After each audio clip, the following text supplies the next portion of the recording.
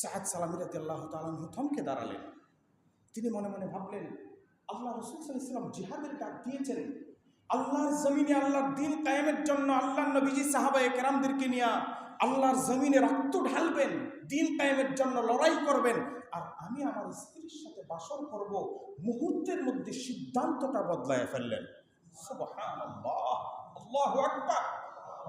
ওদের মুখে আশিকে রাসূল কথাটা মানায়, সিদ্ধান্ত পরিবর্তন করে ফেললেন, গলি চেঞ্জ করে ফেললেন।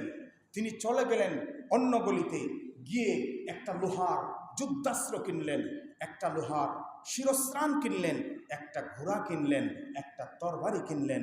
যেই লোকটা দুলামিয়ার সাজে সজ্জিত হয়ে বাসর করে যাওয়ার কথা, রাহমাতুল্লিল আলামিনের প্রেমে বিভোর হয়ে যোদ্ধার সাথে সজ্জিত হয়ে জিহাদের ময়দানে বীর দর্পে ছুটে চলেছে, বলেন সুবহানাল্লাহ। আশিকে রাসূল ছিল তারা। জিহাদের ময়দানে যুদ্ধ করতে করতে হযরত সাদ সালামী রাদিয়াল্লাহু তাআলা আনহু শাহাদাত বরণ করে ফেলেছেন। যুদ্ধ শেষ, আল্লাহ রাসূল সাল্লাল্লাহু আলাইহি ওয়াসাল্লাম হিসাব নিচ্ছেন, কতজন আহত হলো, কতজন শহীদ হলো, সবার হিসাব নিচ্ছেন। আল্লাহ রাসূল বলছেন, আমার পাগলাটা দেখছিলাম বউয়ের কাছে যায় নাই, আমার প্রেমে চলে আসছে, কই আমার সাদ আছে নাকি আহত নাকি শহীদ, সবাই খুঁজতেছে, পায় না। আল্লাহ রাসূল বলেন, না, আমার সাদ জিহাদে এসেছে, আমি নিজে দেখেছি, খুঁজে দেখো।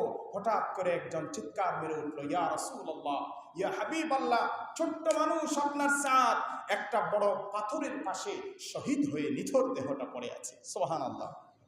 আল্লাহ রাসূল সাল্লাল্লাহু আলাইহি ওয়াসাল্লাম বলেন, নিয়ে আসো। নবীজির কাছে আনলেন। আল্লাহ রাসূল সাল্লাল্লাহু আলাইহি ওয়াসাল্লাম উনার গায়ের চাদর মুবারক দিয়া হযরত সাদের কপালের ধুলাটা মুছে দিলেন। হযরত সাদ সালামী রাদিয়াল্লাহু তাআলা আনহুর দিকে তাকায়া ছোট্ট করে একটা মুচকি হাসি দিলেন। তার কিছুক্ষণ পরে মুক্তার দানার মতো চোখের পানি গড়িয়ে পড়ল। তার কিছুক্ষণ পরে সাদের দিক থেকে নবীর চেহারাটা ঘুরিয়ে ফেললেন। পাশে একজন যুবক সাহাবী ছিল, তার নাম আবু লুবাবা। ইয়া রাসূলুল্লাহ, রহস্যটা বুঝলাম না। ধুলা মুছে দিলেন নিজের চাদর দিয়া, তার দিকে তাকায় একটু হাসলেন, তারপরে একটু কাঁদলেন, আবার যেন বিরক্ত হয়ে চেহারাটা ঘুরিয়ে ফেললেন। রহস্যটা কি? আল্লাহর নবী ডাক দিয়ে বলেন, ও সাহাবীরা, আমি যা দেখি তোমরা তা দেখো না। আমি দেখেছি আল্লাহ পাক আমার সাদকে জান্নাতে এত সুন্দর বালাখানা দিয়েছে। আমার সাদের সুন্দর জান্নাতি বালাখানা দেখে আমি মুচকি হাসি দিয়েছি, বলেন সুবহানাল্লাহ। কেন কেঁদেছি জানো? তোমরা সব জানো না। আমার সাদের খুব ইচ্ছা ছিল বিয়ে করার। মদিনার শ্রেষ্ঠ ধনীর দুলালিকে বিয়ে করেছে, মোট ভর্তি মোহরের টাকা আছে, স্ত্রীর সাথে বাসর করার জন্য যাবে।